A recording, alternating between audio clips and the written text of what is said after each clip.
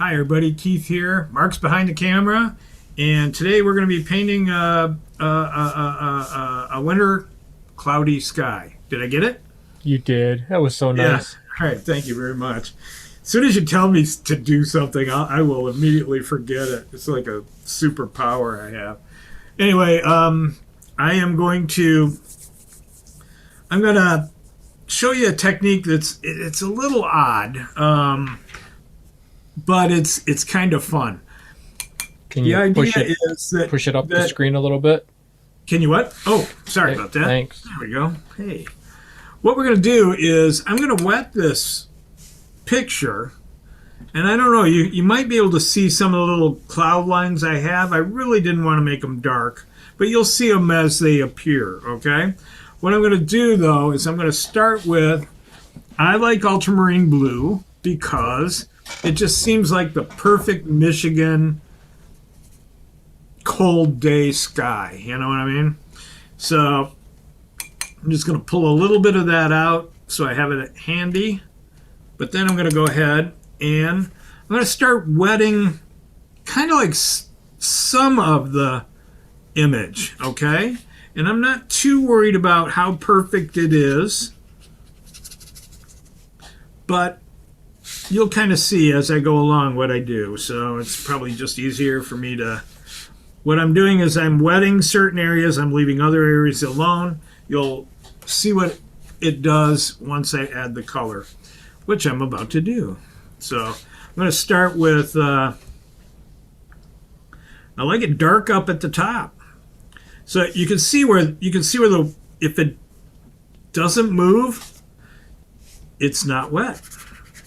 So what I like to do is kind of go in there, leave some fuzzy, puffy clouds.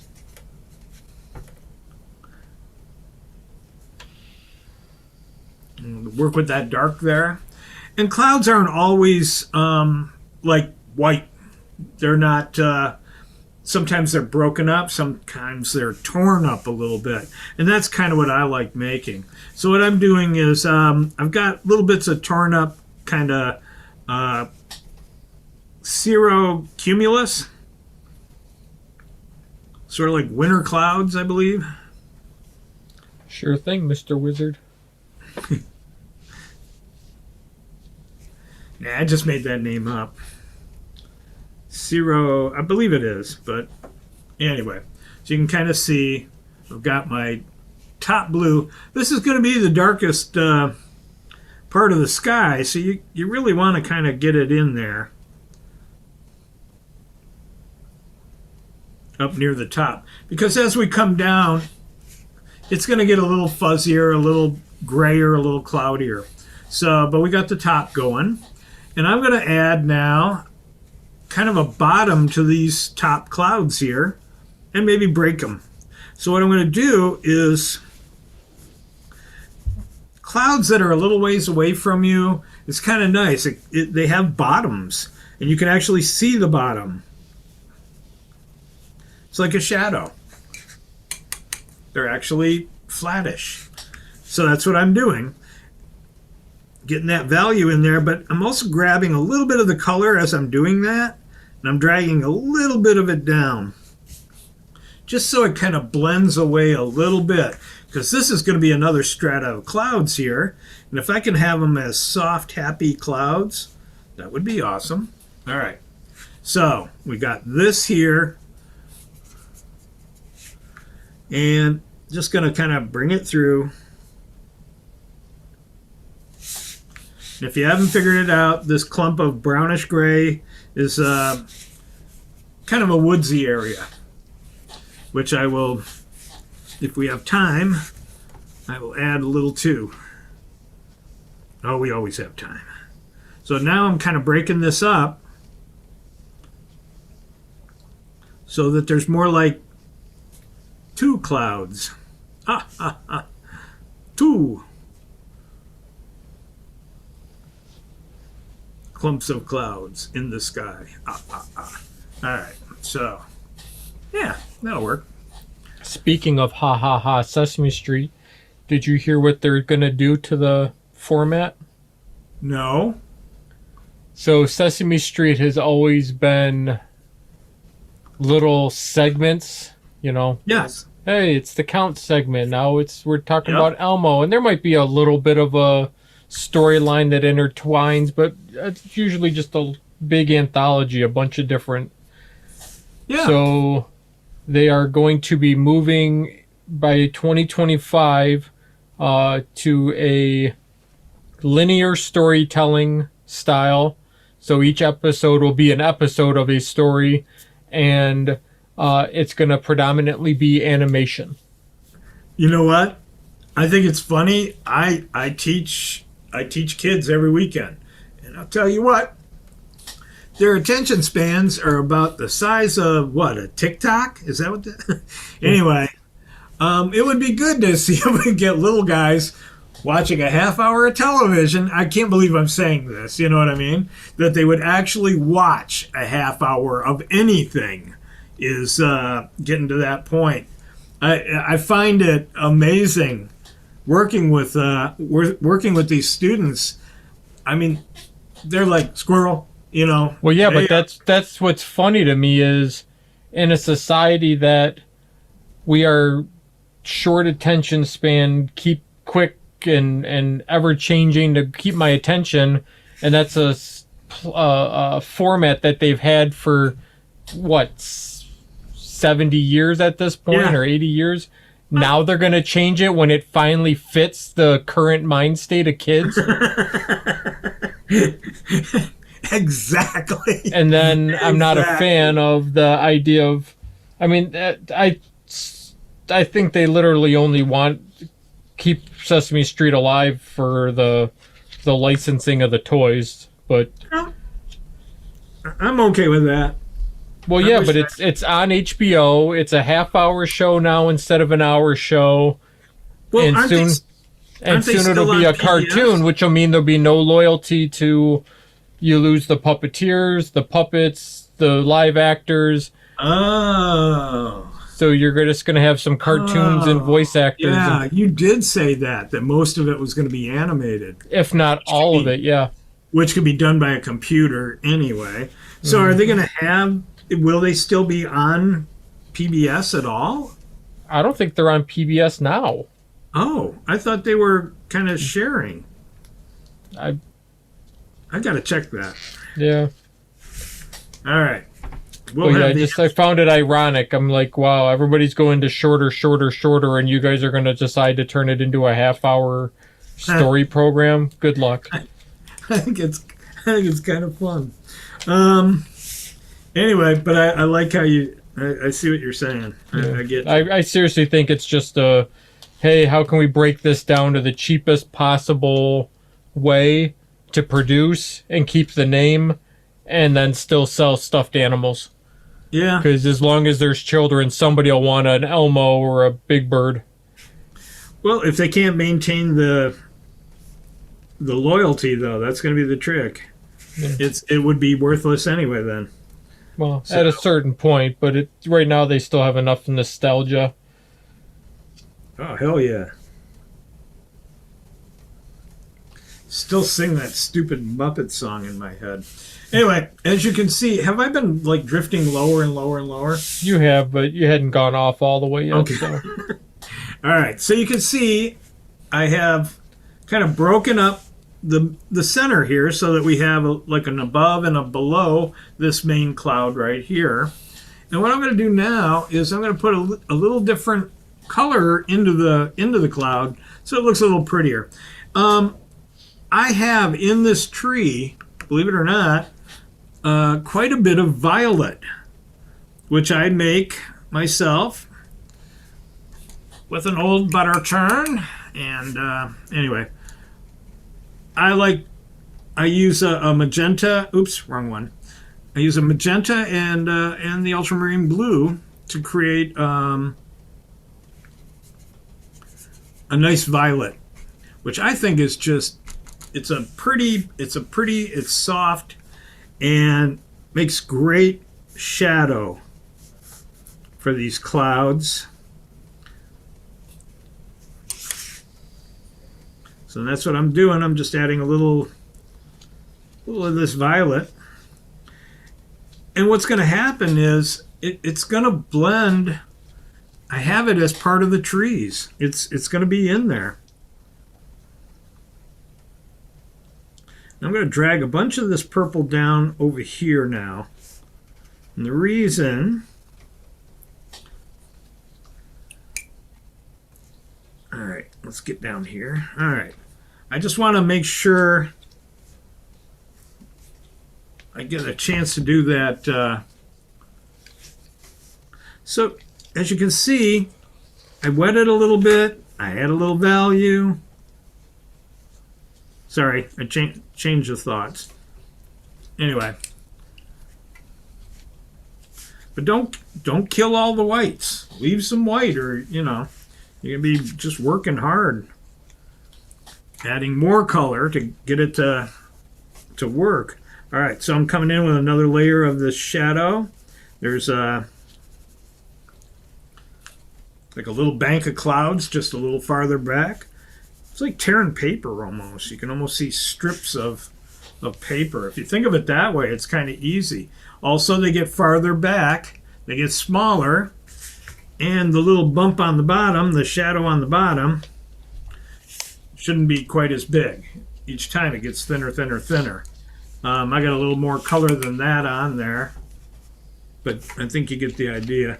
I like to kind of just mess with the edge a little bit so you don't get any really too straight edges. All right, so the next thing I'm going to do is I do want to kind of show you this. I'm going to kind of incorporate this little wooded area into my sky just by, I have put browns, a little bit of ultramarine blue, and now I'm putting this violet over top of my little clump of trees, or what are going to be my little forested area way in the back there. So you can see it's nice and loose. It's wet. Yep.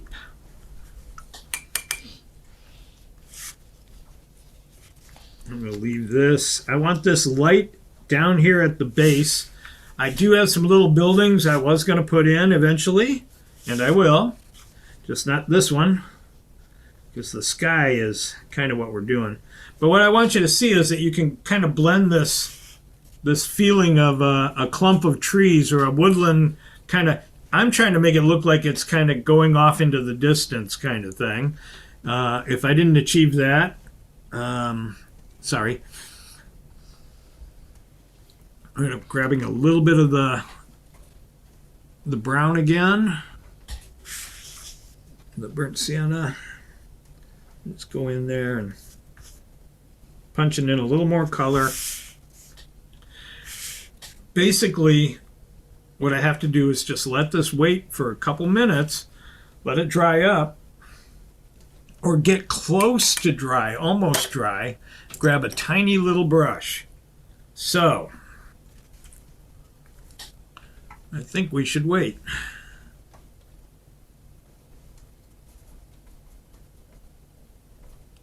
Or if you give me 2 seconds, I will return after blow drying this. So give me one, I'll be back. Hi, I'm back, and gosh, this background is dry now. And I'm going to go ahead with a very small, thin brush.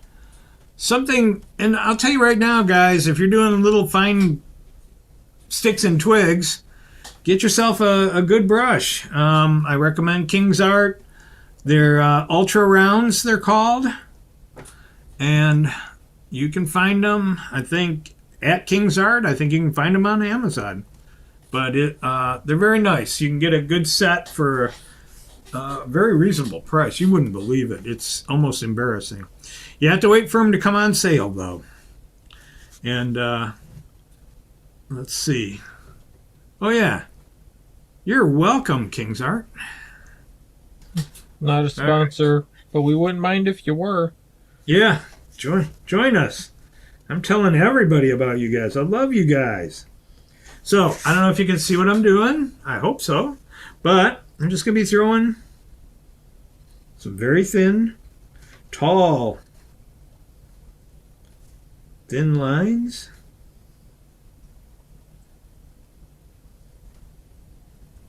And obviously kind of making the edge of the woods there. As I get farther away, they should be getting lighter too. And as they come towards me, they should be getting bigger and a little bit heavier. So on this side of the tree, I'm kind of like, we got some trees that are closer. So they break in the horizon line there in front. So you can see that they're a little closer to us here. All right.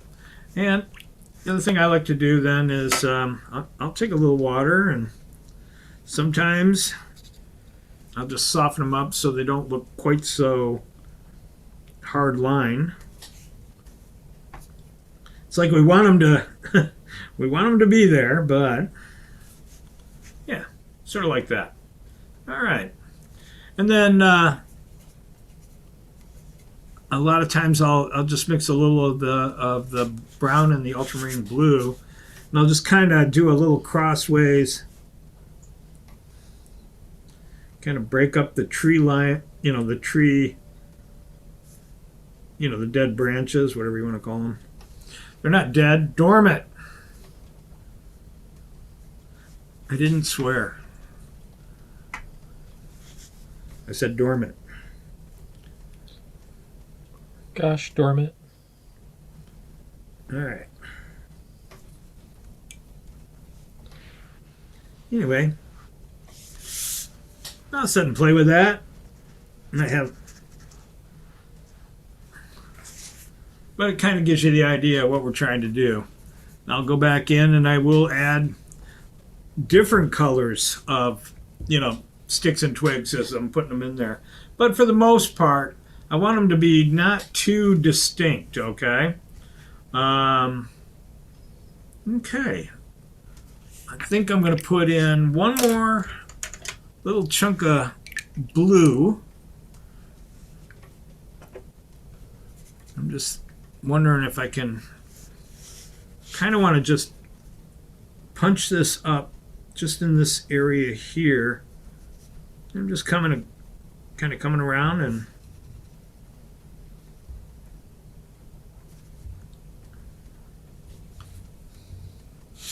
I just think it kind of makes it a little bolder. Next week we'll be painting little boulders.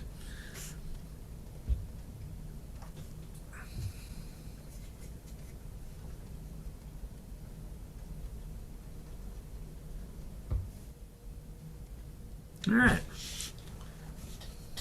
I don't like this one. Oh, that's the beauty. Nice, huh? I changed my mind.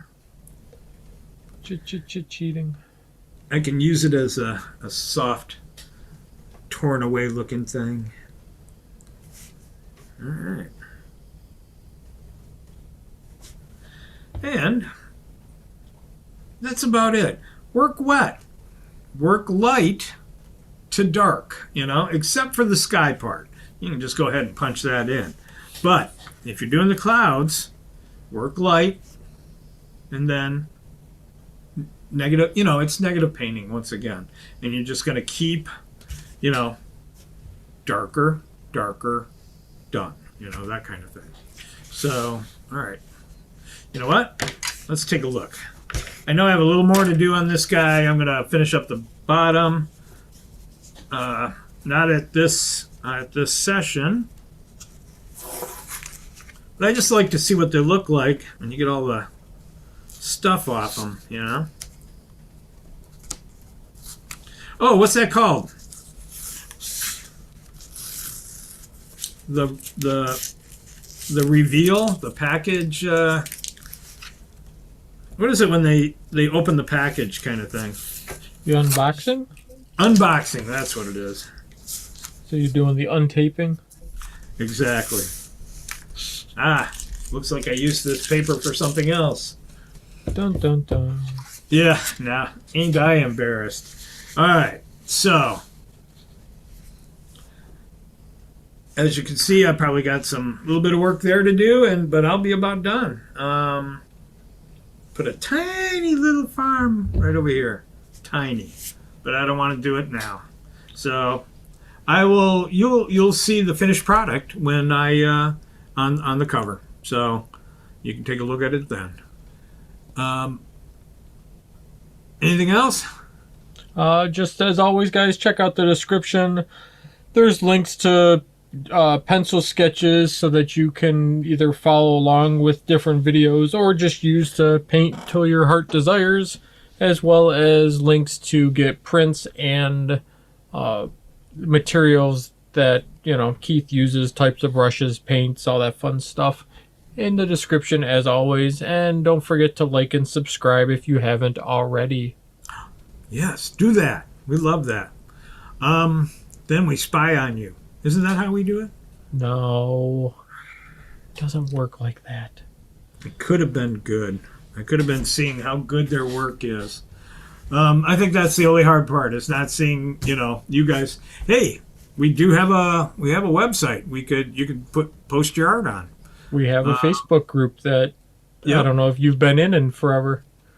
I am just now been getting back in and looking at what people have been saying and stuff. So, and also with the have not responded of late, but I'm going to the YouTube comments. I have been watching them. I've been reading them.